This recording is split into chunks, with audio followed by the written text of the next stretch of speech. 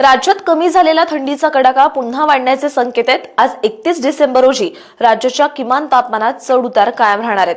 तर उद्यापासून म्हणजेच 1 जानेवारी पासून किमान तापमानाचा पारा घसरून थंडी वाढण्याची शक्यता हवामान विभागाने वर्तवली आहे। कमाल तापमानात देखील वाढ घट कायम राहणार आहे। उत्तर भारतात थंडीचा कडाका वाढल्याने मंगळवारी म्हणजेच काल 30 डिसेंबर रोजी मध्य प्रदेशातील नौगाव येथे देशाच्या सपाट भूभागावरील नीचांकी 3 अंश किमान तापमानाची तर सकाळी 8:30 पर्यंतच्या 24 तासांमध्ये केरळच्या कोट्टायम येथे देशातील उच्चांकी 35.8 अंश सेल्सिअस तापमानाची नोंद झाली।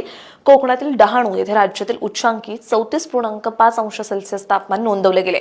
मंगळवारी म्हणजेच काल 30 डिसेंबर रोजी निफाड, धुळे, परभणी येथे गेले काही दिवस सातत्याने थंडीचा कडाका कायम असल्याचं दिसून आलं। उर्वरित राज्यात काही ठिकाणी किमान तापमानात घट झाली आहे। पहाटेच्या वेळी काहीसं धुकं आणि दव पडल्याचं चित्र कायम आहे।